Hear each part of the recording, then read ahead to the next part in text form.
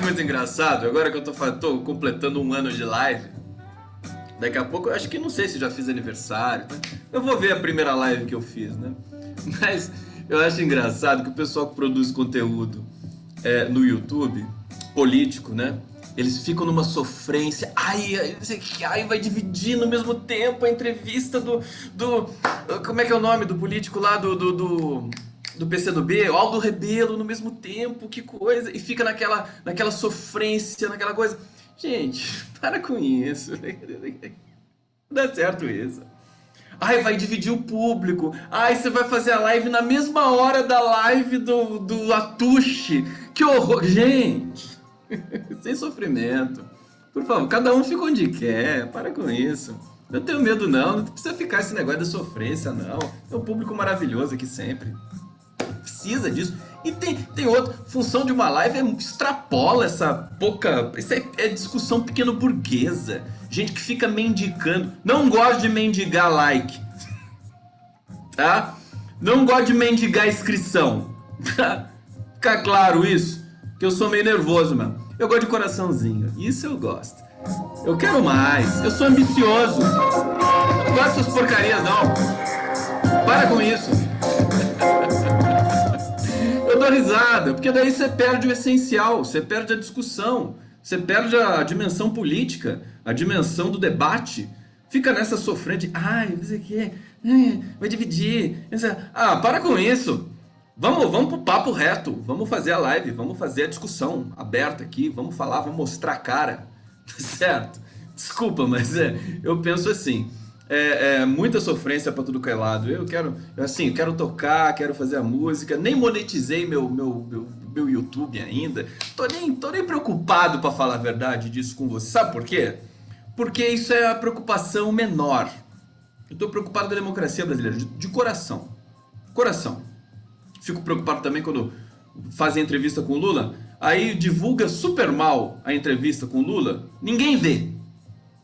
Aí tem que ir lá e compartilhar no meu canal. Sinceramente, tem que divulgar direito.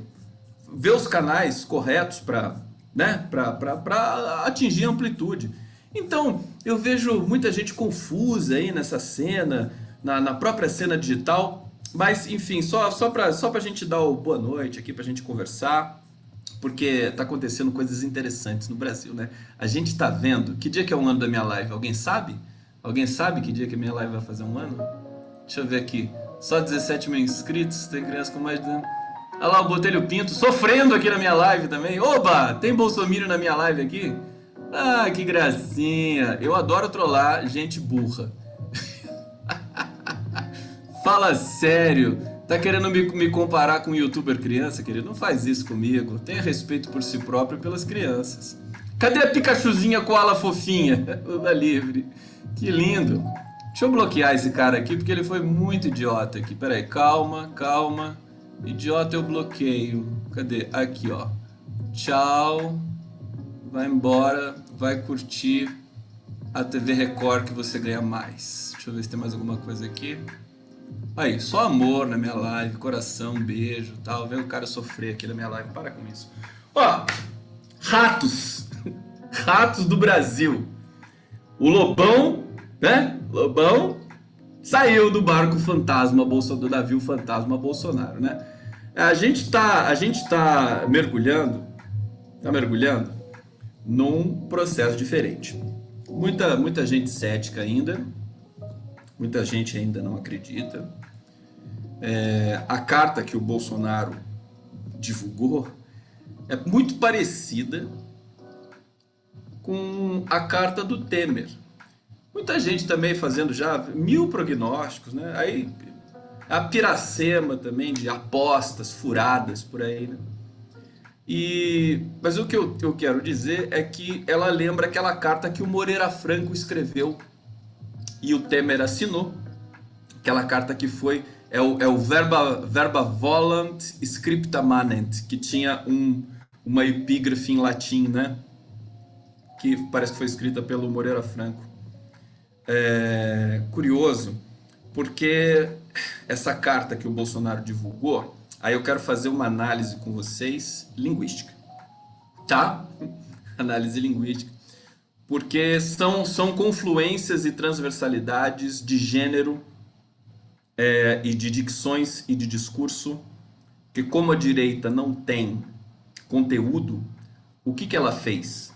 O que o MBL fez tempos atrás, o Vem Pra Rua e outras cocitas más, dessa direita nojenta que se aboletou e se apoderou do Brasil e todo mundo foi pro governo, né? Eles imitam a esquerda. Existe um processo de imitação. Ainda vou escrever sobre isso. Por que eles imitam? Só para você ter uma ideia, o Bolsonaro acabou de colocar um vídeo do Lula. Para o Lula explicar aquilo que ele não consegue explicar. Tô com uma bala na boca. Bala na boca e o chazinho na mão. Como diria o Galber Rocha, com uma bala na boca e o chazinho na mão, né? Basta uma bala, uma câmera na cabeça. Como é que é? Uma câmera na mão e uma ideia na cabeça, né?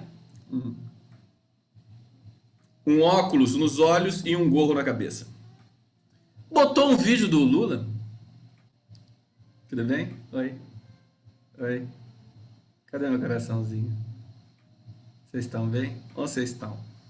Botou um vídeo do Lula explicando por que tem que cortar, às vezes, o orçamento. Detalhe, corta-se com aprovação do Legislativo.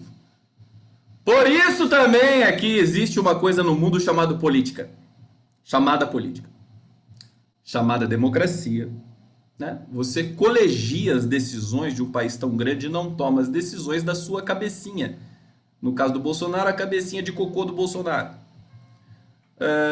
Colocou o Lula lá, quer dizer, enlouqueceu. Ele tá enlouquecido. Pode parecer que ele tá com saudade do Lula, que tá querendo o Lula, alguma coisa assim. Não ficou claro. Não fica claro. É óbvio que você sabe que o Bolsonaro morre de inveja do Lula, se joga no chão pelo Lula, mas eventualmente os bolsominions já tão avariados, com a mente tão, né, com o bolso avariado, com a mente avariada. Vai sobrar o que para eles? Eles podem falar assim, o Bozo ficou louco, tá botando o vídeo do Lula aqui. E ele é elogioso, ele não é desrespeitoso ao Lula, não. Ele fala, quero que você explique para o povo brasileiro por que tem que cortar. Querido? O Bolsonaro fazendo isso? É estranho, tá? Mas isso é o quê? Isso é um sintoma. É um sintoma de que eles têm ideia fixa na esquerda e ideia fixa no PT. Não sai da cabecinha deles. Tanto que no Che Guevara, no Fidel Castro, aquela foto do Bolsonaro na camiseta, já fiz uma live falando disso para vocês aqui, ele vai lá e se apropria da iconografia, da estética da esquerda, que é enfim, Che Guevara, o Fidel Castro, que tem aquela silhueta, né? Aquela silhueta na camisa. Isso é coisa de esquerdista. É ou não é? É ou não é? A Frida Kahlo, depois o Lula livre, né? Só a silhueta. Isso é estética de esquerda. Não tem como. A direita não vive disso. A direita acha isso vulgar. Certo? A direita, o ícone da direita é colorido, é kit, é empolado. Não tem camiseta. Camiseta é coisa de pobre. Tem camiseta. Né? A direita sequer tem ídolo. A direita não tem herói, tem déficit de ídolo de herói. Não é a linguagem deles. Por isso que tem tanto ódio ali naquele lugar. Porque eles têm uma identidade interrompida, eles têm uma linguagem interrompida, eles não têm aonde se referenciar, não existe parâmetro. Por isso que o Bolsonaro aglutinou esse delírio coletivo e foi nomeado como mito. Tudo isso é sintomático. Isso é tema para os próximos 100 anos de pesquisa no mundo da ciência política e da sociologia, quiçá da antropologia, porque são significações coletivas, meio que, quase que, não do sujeito psicanalítico da história, mas da espécie, né? É uma questão mais da espécie humana, meio uma coisa mais primitiva, assim, né? E a gente poderia invocar, nesse sentido, a antropologia. Eu vi uma imitação do Bolsonaro hoje, que eu tô maravilhado. A Ana Lopes, que postou, Depois eu quero compartilhar na minha página, porque é sensacional. Humorista imitando o Bolsonaro falando. É assim, ele vai cortando toda a fala. E ele conta a história dos três porquinhos contada pelo Bolsonaro. Vocês imaginam o que é isso? Bom, sensacional. Bolsonaro já é parte do folclore brasileiro, né? Parte do folclore brasileiro. Camisa da CBF, né? Camisa da CBF é justamente isso. Custa R$ 1.000 uma camisa da CBF, né? Aí os manifestantes, eles usavam a camisa mais cara, né? Para se comprar. Veja só que ironia, né? A camisa mais cara do mercado para irem para a rua protestar contra Dilma Rousseff, contra a corrupção do PT, né? Veja, eles não têm linguagem. Eles têm que se apropriar dessa linguagem do seu adversário ideológico. É por isso que dói tanto e por isso que eles só falam nisso. Bom, eu não vou ficar me repetindo, porque vocês são inteligentes, já entenderam. Os think tanks leram Gramsci. Olha só, Silvana Carrizo dizendo aqui, deixa eu ler alguns comentários, né? Afinal de contas, vocês estão chegando aqui e eu só trolei um coitado que estava aqui enchendo o saco e expulsei ele, mas vamos ler a pessoa que realmente faz parte da comunidade do Conde aqui. Pikachuzinha ficou ela fofinha. É porque a saída desse pesadelo passa por Lula. É claro, também, tem isso também, né? Porque eles ficam desesperados. Alex Valadares Pimenta, 20 trilhões do petróleo do pré-sal sendo roubados do povo brasileiro. Sim, a conta é essa mesmo, né? Acho que são 20 trilhões, né? Geisa Costa Meirelles, boa noite, não tem ídolo, eles têm mitolixo. Muito bom. Vamos descer um pouquinho aqui, Comunidade Conde, o Condão do Conde, né? Gramsci. Diogo Pereira, cadê? Onde é que tá aqui? Pedro Ottoni. Bom, vamos avançar. Ninguém usava a camisa da CBF nos protestos de quarta-feira. Edson Ávila falando aqui. Vamos avançar aqui. Bom, e aí, essa carta de hoje... Então, usa a estética da esquerda, do Lula... Eles querem se parecer, eles querem ser que nem a gente. Não conseguem ser. Eles querem ser que nem a gente com um discurso de imbecis fascistas. Não vai colar, não tem como. Cola um pouquinho só. E agora eles perderam uma grande aliada. Rede Globo de televisão tá fora do governo. Parece partido político, mas é isso, né? Rede Globo de televisão tá fora do governo. Eles vão botar a carga em cima do Bolsonaro. Não aguentam mais. Estão com medo. Tem gente com medo do Bolsonaro. Eu não tenho medo. Alguém tem medo do Bolsonaro aqui? São milicianos perigosos, subterrâneos, como disse o meu amigo Rogério Nitablian, mas eu não tenho medo não. Se eu for ficar com medo desses caras, eu vou ficar paralisado de novo. Tá certo? É importante a gente saber. Evidentemente, são realidades. Lá no Rio de Janeiro, as comunidades e tudo mais têm medo, porque a milícia tá ali em cima com a metralhadora na cabeça deles. A Marielle morreu por isso. Tá certo? Agora, acho que um sentimento coletivo, político brasileiro, que a gente pode chamar de sentimento social, a gente não pode se intimidar com esse tipo de coisa. E os universitários não se intimidaram, eles saíram nas ruas do Brasil inteiro, com miliciano sem miliciano na rua. Não foram atacados, até porque se fossem atacados pelas polícias estaduais tucanas que sobraram, por exemplo, do João Dória, ou do fascista lá do Rio de Janeiro, Witzel, e lá as polícias atacaram pelo menos duas dispersões da movimentação lá. Mas nada tão grave, soltaram gás e tudo mais. Calma que eu já vou falar da carta, todo mundo perguntando da carta aqui. O detalhe é o seguinte, não teve mais episódios de truculência da polícia contra os universitários, por quê? Porque se eles fossem truculentos contra os universitários, o Brasil hoje estaria nas jornadas de maio de 2019. Nós poderemos ainda entrar nesse esquema de jornadas de maio de 2019. Porque está tudo muito quente, está tudo muito fresco, a Uni vai voltar às ruas no dia 30, o Bolsonaro convocou os seus amiguinhos fascistas para irem para as ruas no dia 26, mas eu, sinceramente, a não ser que eles paguem muito bem para essas pessoas irem às ruas, ainda assim, mesmo pagando, eu acho que não vai funcionar. Acho que não vai funcionar.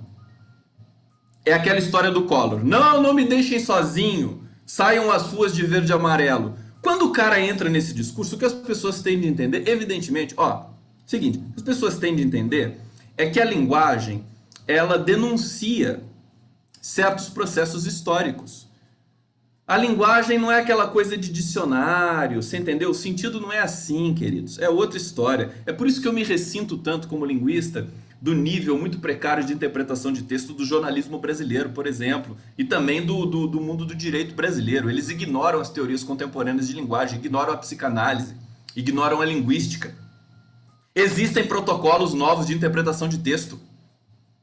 Eles ficam achando que o sentido está no dicionário. Eles são arcaizantes. Eles vão buscar sentido em etimologia. Não funciona mais isso. O sentido não é assim. Ainda mais hoje que você tem tecnologia e plataformas digitais. Você tem processos semânticos acontecendo full time em todos os lugares. Sobretudo nas redes sociais.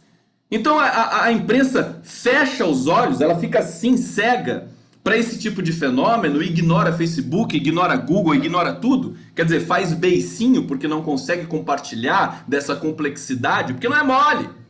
Estava conversando com o Arueira, que é um dos nossos maiores chargistas, maiores cartunistas brasileiros.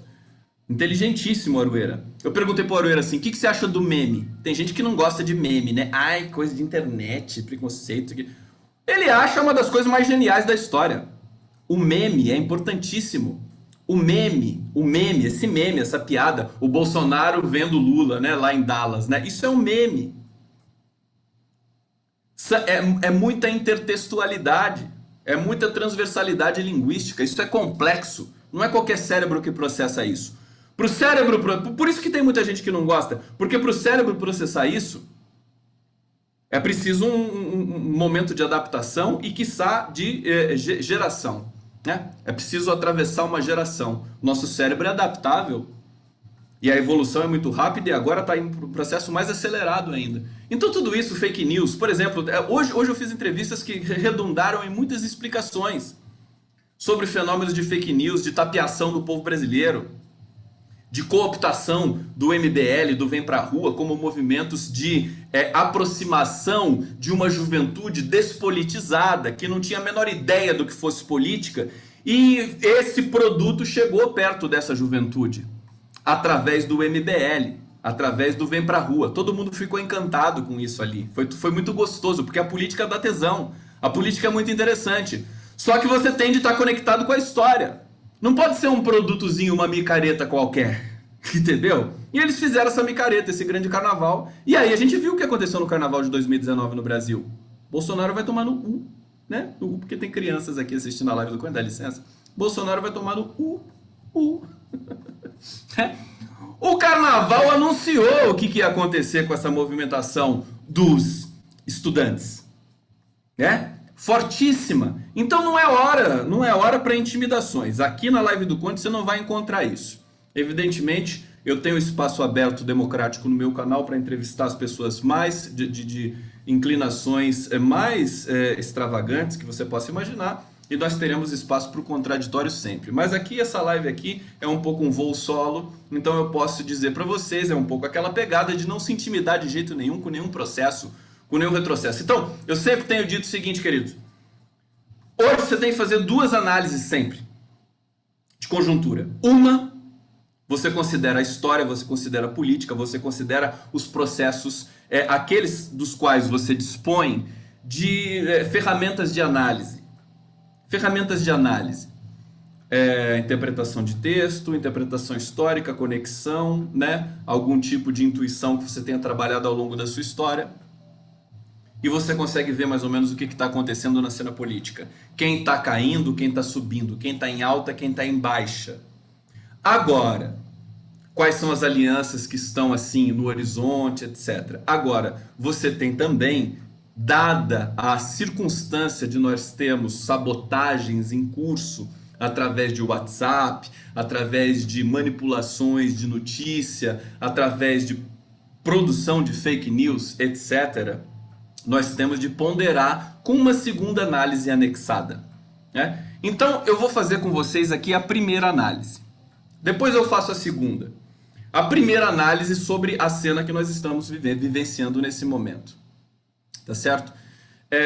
Então, Bolsonaro está muito fragilizado. Eles estão tentando imitar, como sempre, o discurso da esquerda, na forma, não no conteúdo, na forma. A carta que o Bolsonaro escreveu, que ele publicou, que não é dele, que ele não teria condições de fazer uma carta daquele tamanho, que é uma carta longa, é o gênero textão. É o textão de internet. Tá certo? É uma carta que tem um poder retórico. Ela tem justamente porque ela imita as cartas de esquerda. Coisa que eu fiz, muito. Passei 4 anos da minha vida fazendo aqui com vocês na internet, nas redes sociais, publicando os 47 no Nacif, tudo quanto é lugar. Na linha do textão. E o textão é uma coisa sensacional. Eu não desprezo, não menosprezo o textão. Textão é melhor que a maioria de todos os artigos, de todos os articulistas que estão por aí soltos escrevendo por aí. Né? Eu não tenho dúvida disso. Textão de internet, textão bem escrito, né? Mas é um gênero diferente, porque é um gênero que tem uma dimensão do afeto muito posta. É um gênero em que você tem um ritmo. Né? Os artigos dos cronistas veteranos já não tem mais ritmo. O ritmo é lento. O ritmo semântico. Porque não é o ritmo sonoro, é o ritmo do sentido. O ritmo do sentido mudou, caras pálidas. Mudou. Então, você vai ler um texto, por exemplo, da Miriam Leitão, que é da antiga geração, né? Pega um texto aí, sei lá, do Clóvis Rossi, jornalistas veteranos, né? Deixa eu lembrar de mais um aqui do Estado, de repente. O próprio Hélio Gaspari, né? É tudo texto lento. Com todo respeito. Tem uma lentidão ali. E até os mais jovens que se espelham nesses também tem lentidão. É que nem ver um filme. Assiste um filme. Vocês estão me acompanhando? Estão me acompanhando? Eu estou digredinho demais. Assiste um filme dos anos 70 e assiste um filme da década de 2010. O ritmo é totalmente diferente. E o ritmo semântico. Televisão, mesma coisa. Assiste uma série de 1960, A Feiticeira. E assiste uma série, sei lá, contemporânea, Game of Thrones. É muito diferente. Então, no texto é a mesma coisa. Esse texto que o Bolsonaro postou, ele tem essa pegada contemporânea forte. O cara tem um talento.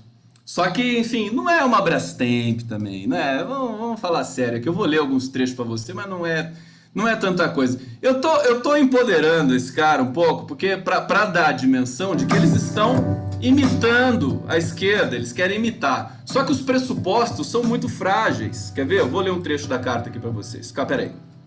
Ó, vem cá. Cadê você, cartinha? Bom, ele começa dizendo assim, né? Bastaram 5 meses de...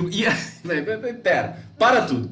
Para tudo, tira a música que eu quero falar uma coisa pra vocês, né? O Bolsonaro, como é covarde, né? Putz, é tão ridículo isso. Quer dizer, 5 meses de governo, o cara já tá chorando nesse nível. Fala sério. Nem começou o governo, o cara já tá... Não, o Brasil é ingovernável. Meu, para com isso. Que cara... Você entende que quando eu digo que assim, eu prefiro o Mourão, porque o Mourão vai ser um adversário. Você prefere quem? Assim, você vai escolher, você tem um time de futebol. Tá, Lula, tá me acompanhando aí, Lula? O Lula assiste a live. Você tem um time de futebol. Pra que eu preciso de tanta audiência se o Lula assiste a minha live? Eu pergunto pra você, desculpa eu esnobar um pouco agora, mas desculpa, porque tem gente que reclama, né? Fala, você quer... Não chegou nem a 1000 e tal, fica tentando me trollar aqui. Mas pra que eu preciso, querido? O Lula me assiste. Preciso de... Se tiver ninguém assistindo minha live, tá bom. Tô chato hoje, já vou avisando. É o seguinte, o quê? Ele não é a Dilma, ele não é mulher, Kátia Silene. Tô vendo alguns comentários correndo aqui no meu monitor. Mas você tem um time de futebol. Um time de futebol. Machuquei meu aparelho aqui. Você vai escolher um adversário. Aí você tem 2 adversários. Um adversário é extremamente violento, tira a trava da chuteira, só dá voadora no peito, compra juiz, compra a torcida e é desleal, é criminoso e miliciano, tá? Esse é um time, né? Um time. Aí você tem outro time para escolher. E aí você tem joga baixo, dá carrinho por trás, e é tudo perna de pau. Quem que você vai escolher para jogar? Fala pra mim.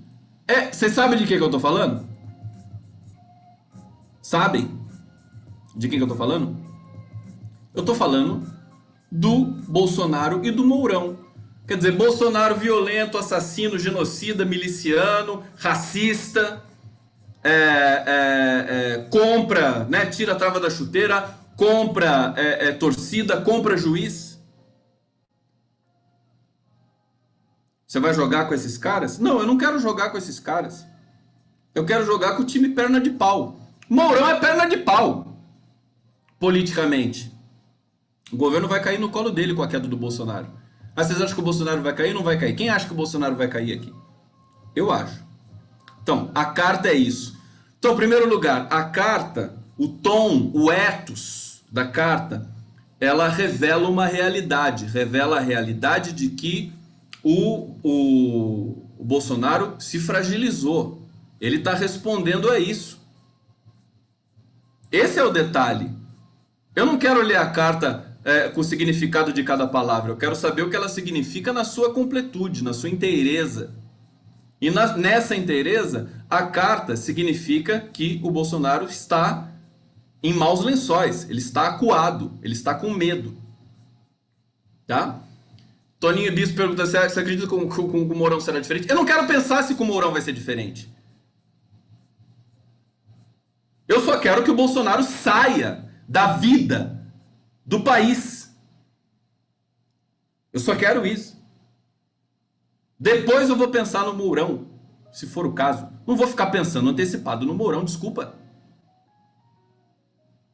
Tem gente aqui dizendo, nenhum dos dois. Ótimo! Mas você derruba os dois juntos? Você vai ficar tentando derrubar os dois juntos? Então tenta. Eu acho que é mais fácil derrubar o Bolsonaro. Entendeu? Impeachment já. E aí entra o Rodrigo Maia e tudo mais, entra uma análise que a gente pode fazer aqui. Mas vamos retomar só o raciocínio da carta, das linguagens, da imitação, né? Eu estava dizendo isso. Agora, covardia com 5 meses, 5 meses, o cara não aguenta nada, o cara é muito fraco. Muito fraco. Tá chorando já, não conseguiu fazer nada. Botou decreto de posse de arma, decreto de horário de verão, decreto de tirar radar das estradas. Só coisa idiota. Não consegue fazer nada. E fica a sombra do Lula ali nas costas dele. No cangote dele. Então, eu acho que, sinceramente, a hora é ir pra dentro desses caras. Não pode ter medo deles, estão acuados.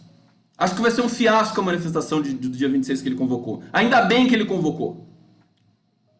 Que é aquela história, não me deixem sozinho. Convocou, querido, agora vai ter de ter gente na rua, porque se não tiver vai ser um fiasco, vai ser um fracasso.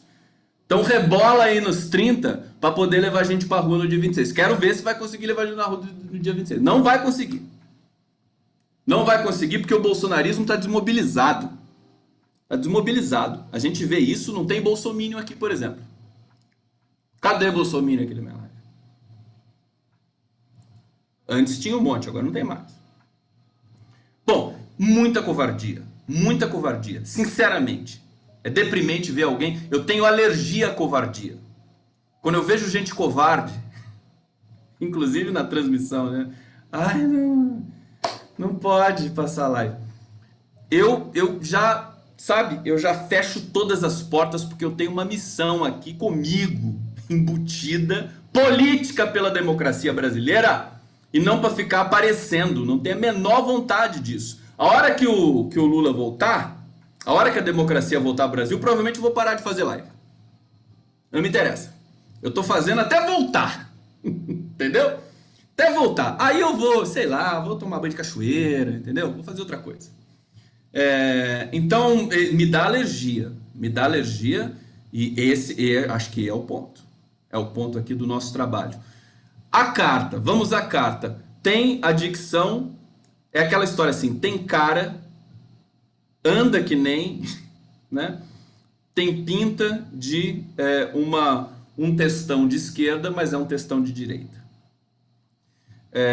Vou mostrar para vocês como é que acontece isso, né? Aí o cara começa assim, todo solene, né? Bastaram 5 meses de um governo atípico, sem jeito, com o Congresso e de comunicação amadora para nos mostrar que o Brasil nunca foi e talvez nunca será governado de acordo com o interesse dos eleitores, sejam eles de esquerda ou de direita. Começa dando a impressão, essa é a carta que o Bolsonaro postou, né? De uma certa capacidade crítica, né? Fazendo assim uma ponderação esquerda-direita. Na linha da Tabata Amaral, né? Se a gente não esquecer a Tabata Amaral. Aí ele segue, né? Desde a tal compra de votos para a reeleição, cita o FHC, os conchavos para a privatização, cita o FHC, o mensalão, cita o Lula, cita, né, o governo Lula, o petrolão e o tal presidencialismo de coalizão. Veja o que tá posto aqui nessa carta que o Bolsonaro postou. Eles querem fazer um segundo momento de criminalização da política. O brasileiro adora criminalizar a política, dizer que todo mundo é vagabundo, que todo mundo é corrupto. Não é verdade? A imprensa sempre criminalizou a política. Sempre. Não, demonizou. É um processo ainda mais pesado. Demonizou a política. E essa carta, ela coloca um processo novo de demonizar a política. Quer dizer, por que o Bolsonaro não está dando certo? Porque a política é uma merda. É o eixo central ali discursivo da carta. Porque tem conchavo e o Bolsonaro não faz conchavo. Ora. Como é que alguém tem a coragem, né, de insinuar que o Bolsonaro não faz... Ele não tem competência para negociar, é diferente, são semânticas diferentes.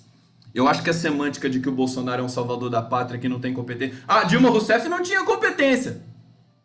Não é verdade? Não é isso que falam dela? Que ela não tinha competência para negociar? Então, veja, são muitos clichês, né?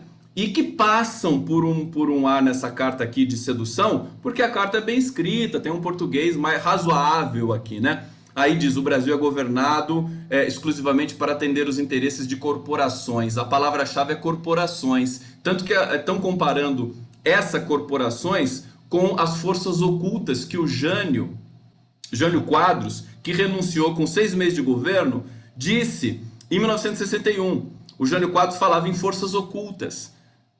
O Bolsonaro está coenunciando, porque não é dele, né? Mas ele está coenunciando, e isso basta, está coenunciando essa questão das corporações. Que corporações? Dá nome para as corporações. Alguém vai entrevistar o Bolsonaro? A Record vai entrevistar o Bolsonaro?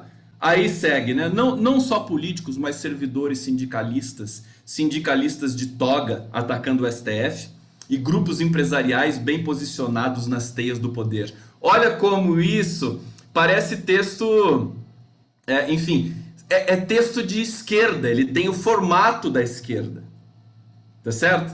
E como, eles não têm dicção, eles têm de roubar o gênero do texto de uma camada progressista para poder fazer passar, porque não tem mais saída para o Bolsonaro.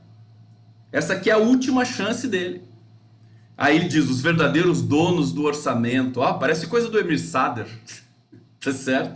Então, vê como a linguagem é sutil, né? As lagostas do STF e os espumantes com 4 prêmios internacionais são só a face gourmet do nosso absolutismo orçamentário. Olha como soa bem. Vocês estão me acompanhando? Soa bem. Mas, se você espremer, como se você espremer muitos textos também da própria esquerda, tá? Com todo respeito. Mas se você espremer, não sai nada. Sai nada daqui. Os pressupostos estão todos errados, estão todos equivocados, estão destituídos de fundamentação histórica, factual, concreta. Tá? Ele vai avançando para concluir. Quer ver? Eu já vou chegar nos finalmente aqui pra gente não perder muito tempo com isso não. Então, aí diz assim, né? Todo empolado, né? O Brasil está disfuncional como nunca antes. Bolsonaro, quase que cita o Lula aqui, né? Como nunca antes na história desse país. Tá vendo como a carta digamos, maliciosa do ponto de vista de mobilizar algumas cifras do seu inconsciente? como nunca antes. Bolsonaro não é culpado pela disfuncionalidade, pois não destruiu nada. Aliás, até agora não fez nada de fato, não aprovou nada, só tentou e fracassou. Ele é só um óculos com grau certo para vermos que o rei sempre esteve nu, e é horroroso. Então, a carta não é aquela carta, não é uma carta de Bolsominion, evidentemente, que agora cairia no vazio totalmente. É uma carta sutil que quer tentar recobrar algum espaço no campo do Centrão. O governo está tentando chegar perto do Centrão. Ele diz uma frase aqui dele é muito tosca, quer ver? Ó, agradecemos a Bolsonaro por pelo menos, pois em menos de 5 meses provou de forma inequívoca que o Brasil só é governável se atender o interesse das corporações. Olha ela de novo, as corporações. Nunca será governável para atender o interesse dos eleitores. Aí que quebra, né? Nunca para atender o interesse. Por que não fala povo? Tem medo da palavra povo. Quaisquer eleitores. Há quem diga que o Bolsonaro não tem eleitor, tem seguidor, né, do Twitter, né? E assim, Bolsonaro, pesquisa que saiu recentemente, 61% dos seguidores do Twitter do Bolsonaro são robôs. É esses caras que vão na rua no dia 26? Ele segue: tenho certeza que esquerdistas não votaram em Dilma para Joaquim Levy ser indicado ministro. Diz outro chavão, só tem esquerda na cabeça. E é fato, quer dizer, muita gente ficou transtornada com a indicação do Joaquim Levy. Agora, vamos analisar isso a fundo? Podemos, se você quiser. Até o Lula fez isso na entrevista com o Kenneth Alencar. Foi o que aconteceu, pois precisavam manter o cadáver Brasil procriando. Sem controle do orçamento, as corporações morrem. Deve ter custado caro esse texto, né? Deve ter custado caro, né? O cara teve trabalho, né? Teve de fazer um texto realmente assim, cheio de nuances e tudo mais, né? Curioso, curioso. Mas vocês percebem que é uma tentativa, o tom do texto é um tom terminal. É isso que prevalece, é isso que chama atenção e que preocupa. É um tom terminativo. É como a carta do Temer para Dilma. É tipo assim, depois daqui eu não sei o que eu vou fazer. Acho que eu vou ter de ir para os finalmente. Os finalmente do Bolsonaro quais são? Renúncia.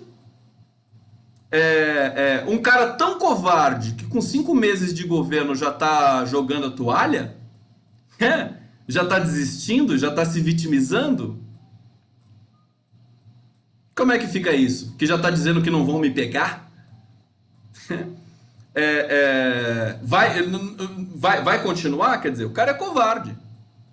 Ele pode renunciar. Sem contar, e agora eu vou para a segunda parte da live, né? Vamos lá? Vocês estão prontos?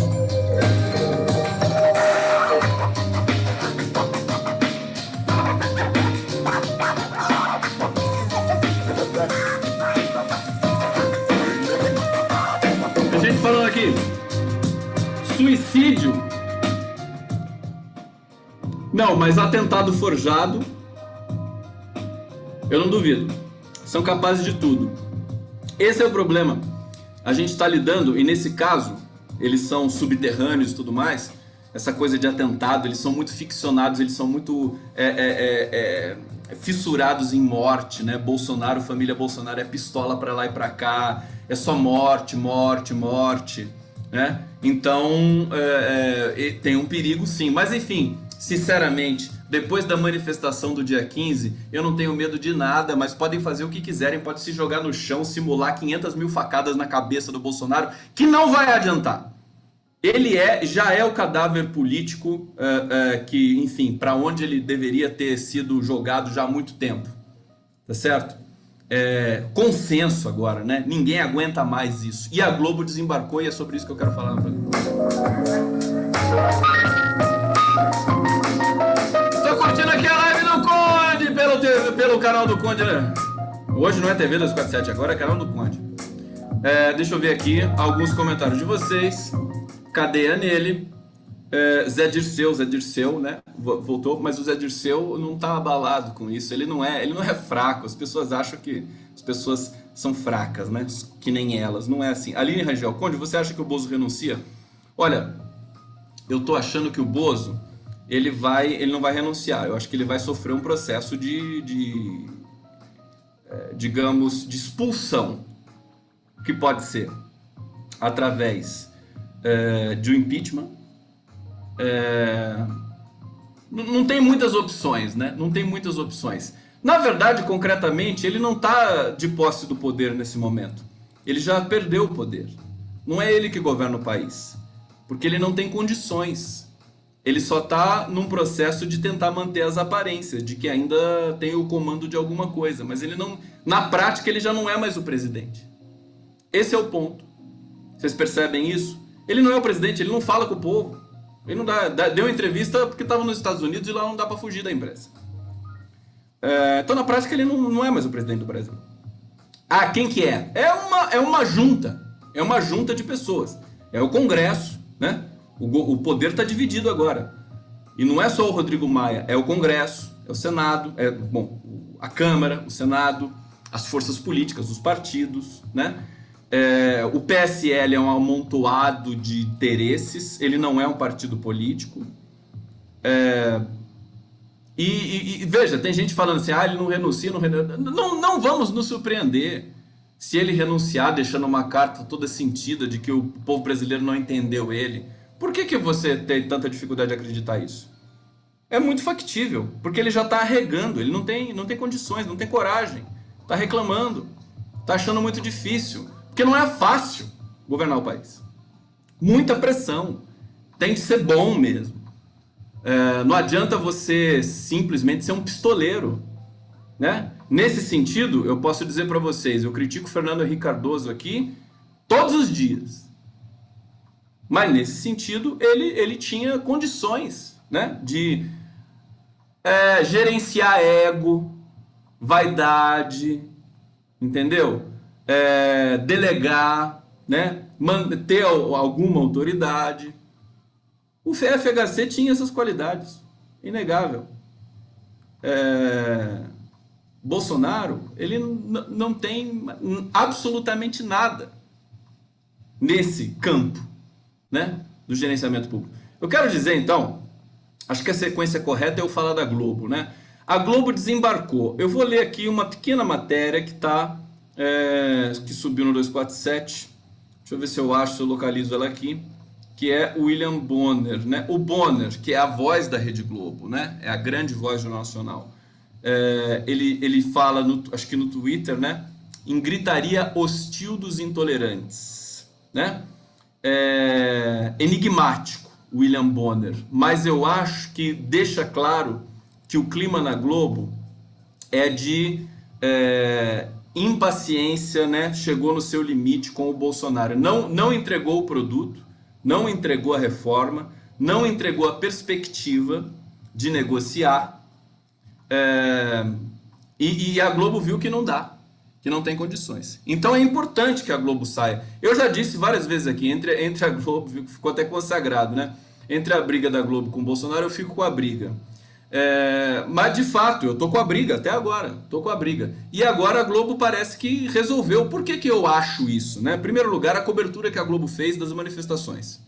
Foi uma cobertura, a princípio tímida, mas depois ela abraçou a cobertura. Eu já disse, já analisei na live de hoje à tarde, de ontem, que é um processo de a Globo ficar do lado da narrativa que vai vencer.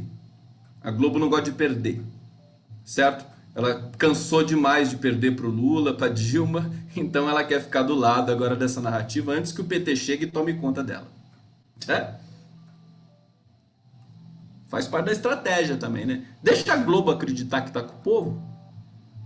Deixa ela acreditar, porque daí cai fácil o governo. Aí depois a gente restabelece a realidade política. O PT é o maior partido político da América Latina, de esquerda, e, enfim, não vai ficar pedra sobre pedra, porque as pessoas estão com sangue nos olhos, posso garantir para vocês, né? Os petistas vão voltar com força, e os bolsonaristas sabem disso, por isso que eles correm para tentar votar decreto, não sei das quantas, tentam apressar o passo, para tentar destruir o máximo que puderem o Brasil, decreto sobre nomeação de reitor, né? O máximo que puderem. Mas está difícil, esse que é o problema, está difícil destruir o Brasil estava muito forte. Você vê que eles tentaram destruir o Enem, o Temer tentou destruir o Enem, Mas como ele era golpista, fragilizado, sem voto, né? E tava ali às voltas com o PSDB golpista também, ele não teve força. Não teve força para destruir o Enem, mas queria. Por quê? Porque os fascistas que estavam ali, que deram apoio para o Temer, né? Deram apoio para o Temer dar o golpe na Dilma Rousseff, estavam querendo, tava escorrendo baba, né? Aquela baba podre deles, querendo acabar com o Enem, querendo acabar com essa coisa de o Enem, né? Não poder violar direitos humanos, coisa que a senhora Carmen Lúcia também votou com todo o prazer do mundo, né? Que violar direitos humanos não anula a prova, que era uma coisa muito bacana da prova do Enem de redação. Bom, eles tentaram destruir e não conseguiram, porque o INEP é competente. O Instituto Anísio Teixeira aqui, que produz o Enem, que faz a prova, que tem um banco de questões, que tem um banco de temas de redação, é muito competente. Eles estão há muito tempo produzindo essa prova gigantesca, que é o Enem. Eles não se intimidaram, foram para cima, fizeram provas bacanas do Enem. Aí entrou o governo Bolsonaro. O Bolsonaro já entrou querendo chutar o balde, ele queria arrebentar com o Enem, quer ver a prova antes. Quer dizer, não existe, ele nem sabe como é que funciona a confecção de uma prova. Aí botou um troglodita no Ministério da Educação, que é o Abraham Weintraub, que fez uma pressão imensa dentro do INEP para violar o sigilo dos estudantes, para possivelmente traçar um perfil ideológico, para poder colocar em campo a sua tentativa de reideologizar o país, reideologizar os jovens, mas ele também não teve sucesso, porque os procuradores do INEP não se submeteram a prestar esse tipo de serviço, de violar um sigilo, né? Quer dizer, a título do quê? Cadê a explicação? Cadê o projeto? Eles não liberaram. Aí caiu o presidente do INEP, agora botaram outro presidente do INEP lá, e eles vão continuar atacando o Enem. O Weintraub tem fissura no Enem. Evidentemente ele vai para dentro do Enem. Tá certo? Vocês estão me acompanhando aqui? Deixa eu avançar aqui e ver alguns comentários de vocês aqui no chat. O Cabaré se lascou. Globo, Record, SBT, todos os apoiadores de verbos neofascistas que se danem sem ninguém pra Heloísa Helena Dias Leite dizendo aqui. Deixa eu ver se tem mais algum comentário. Vamos ver aqui. Bom, vamos encaminhando aqui para a conclusão dessa live. A Globo abandonou o navio podre fantasma do bolsonarismo. Ela percebeu que chegou... e ela entende disso, né? A Globo está há muito tempo no mercado, né? No mercado de derrubar presidentes. Vocês sabem disso, né? Derrubou a Dilma, né? Elegeu o Collor, derrubou o Collor. Não dá para subestimar a Globo. Não dá. Então, eles perceberam que o Bolsonaro vai cair. E eles não querem... eles querem estar do lado que vai vencer. Que lado que vai vencer, Conde? Óbvio! Eu não preciso desenhar. O lado que vai vencer é o lado que vai ter que conduzir o país até novas eleições. Sejam elas em 2020, sejam elas em 2022. Ou seja, na minha percepção, nessa análise primeira, que eu não estou trazendo aquele set da segunda análise, que justamente tem de combinar com os russos criminosos... Estou fazendo uma metáfora, né? Tem que combinar com os empresários criminosos que vão financiar a propagação de fake news por WhatsApp. O problema é que nós não estamos mais em eleição. A propagação de fake news para contaminar a manifestação dos universitários fracassou, que a manifestação foi linda. E as pessoas costumam não cair no mesmo truque duas vezes. Tá? Vocês já ouviram falar nisso? E não costumam cair no mesmo truque duas vezes. Você tem que fazer uma mágica diferente. Não pode fazer sempre a mesma mágica, né? Aquela mágica assim de tirar... Quer ver? Eu faço a mágica, vou tirar meu dedo, ó. É assim, né? Você faz assim e tira o seu dedo. Então, não, eu fiz uma vez, eu não posso fazer de novo. Se eu fizer de novo, não vai ter graça. Ou então vai ficar ridículo. Que é o que está acontecendo com eles. Eles estão tentando produzir de novo aquelas fake news, pessoa pelada na universidade, tudo mais. Quer dizer, é folclórico. Chega a ser constrangedor, de ruim, né? Então não tem mais repertório. O repertório é escrever a carta. O repertório é publicar a carta de um Zé Ninguém aí sobre a situação política do país, com essas cifras de uma dicção meio revolucionária, mas com pressupostos furados de que o Lula acabou com o país, né?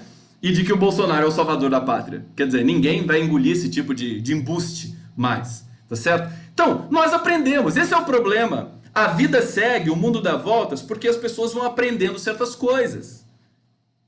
Então, todo esse protocolo criminoso das eleições já não funciona mais, eles são governo. Eles vão criminalizar a política sendo governo? Os bolsonaristas e o Bolsonaro? Vão dizer que a política é uma merda, que não dá para fazer num canado do Brasil? Você vê que é um discurso finalista, é um discurso terminativo. É um discurso assim, tchau, eu não consigo, eu não faço parte disso. Eu não tenho força para mudar isso. Porque se fosse um discurso, digamos assim, para criticar a política brasileira, é corajoso? Fala assim, não, vou mudar essa prática política aqui no Brasil. Vou mudar. É isso que eu falo. Precisa ter um mínimo de dimensão pragmática, gente. É aquela coisa assim, não, mas o Mourão é a mesma coisa que o Bolsonaro. Tá, mas aí o que você sugere? Vamos deixar o Bolsonaro lá? Tem gente que fica comentando assim, meio que a Deus dará, quer dizer, não, tem de produzir ação. Tem de produzir ação. Expliquei muito hoje que a queda do Bolsonaro vai ser muito boa para o Brasil, mesmo se o Mourão ficar. Aí a gente vai atrás do Mourão, vai fazer oposição ao Mourão. Tá certo? Porque fazer oposição ao Bolsonaro é muito humilhante. Ele não se presta ao jogo político. Tá fazendo o Brasil desaprender a fazer o jogo político. Porque ele não tem proficiência política. Tá certo? Então, veja, a Globo abandonando esse barco é um baque muito grande. Ele já acusou o golpe, o Bolsonaro. Essa carta é justamente isso. As declarações confusas que ele deu em Dallas também é justamente disso. Dallas vai ficar para a história. Quando a gente for ver os livros de história no futuro próximo, a gente vai ver assim, quando o Bolsonaro foi para Dallas, o governo dele caiu. É o timing perfeito.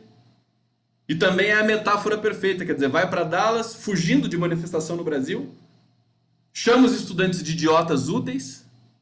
Quer dizer, você quer a narrativa melhor do que essa? Para um fim de governo? Para o derretimento generalizado, completo e terminal do governo Bolsonaro? A gente está exatamente nesse olho do furacão. Tá certo? Então, sem Globo, agora a Globo, e isso é muito, e veja, é estratégico, o movimento dos universitários, da educação brasileira, eles cometeram o erro, o Weintraub foi o tiro no pé, o tiro no peito que o Bolsonaro deu no governo, porque ele incitou a comunidade acadêmica brasileira. Mas o que isso é importante, Conde? Porque você, ao mesmo tempo que despartidariza uma oposição mobilizada contra Bolsonaro, você retoma o processo político e de politização. Você despartidariza e politiza. Dentro desse jogo de xadrez, desse quebra-cabeça brasileiro, é um processo muito poderoso. Porque o movimento universitário vai ter a simpatia de toda a população brasileira, porque não tem partido político ali. Tinha todas as bandeiras no Brasil inteiro. Todas as bandeiras, partidos de oposição, partidos... claro que os partidos de centro, de direita, né, não estavam ali propriamente, mas daqui a pouco vão aderir. Cada um se reorganiza. Quando você tem uma chacoalhada no sistema político e no sistema social, as pessoas correm para os lados que vão abrigar mais gente, que vão dar segurança para ambas as coisas. Quer dizer, o cara tá vendo que o bolsonarismo afundou, o Lobão já saiu, né? O Dimenstein já saiu do Moro também. Já sai na hora. O cara não fica ali vacilando, porque, né, o tempo está correndo. Então, isso tem uma dimensão muito forte para a cena atual. Quer dizer, não ser um movimento partidarizado, mas um movimento dos universitários, dos estudantes brasileiros, que são muitos, né? Voltando a musiquinha aqui para a gente fazer o encaminhamento final da live. Então, Nesse sentido, o PT tá levando uma vantagem, o segmento de esquerda e o Lula também tá ficando agora por cima. Por quê? Porque o movimento ganhou densidade popular sem a necessidade do PT estar capitaneando um processo. E até a Globo se reposiciona diante de uma realidade dessa. Ou seja, as coisas já estiveram melhores para o Bolsonaro.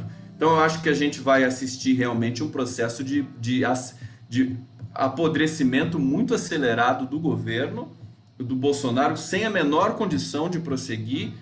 E resta saber como é que nós vamos nos comportar diante de tudo isso. Quer dizer, vamos para outra manifestação, vamos para outra paralisação, para recobrar isso. O Brasil, a gente percebe que o Brasil ainda é grande. E o Brasil renasce. Quando o cara do INEP resiste ao assédio truculento de um ministro da Educação sem condição e ignorante, a gente percebe que o Brasil é grande. A gente percebe que tem uma estrutura funcionando, democrática ainda, né? Na profundeza do sistema ainda funciona um protocolo democrático. Então eu acho que isso dá muito tesão de voltar à política. Vamos pra música.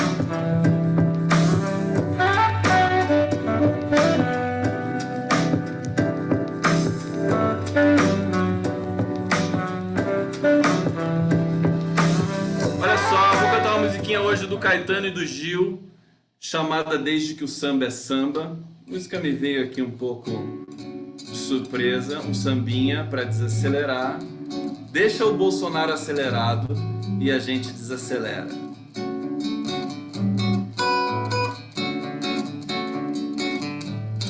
A tristeza é senhora,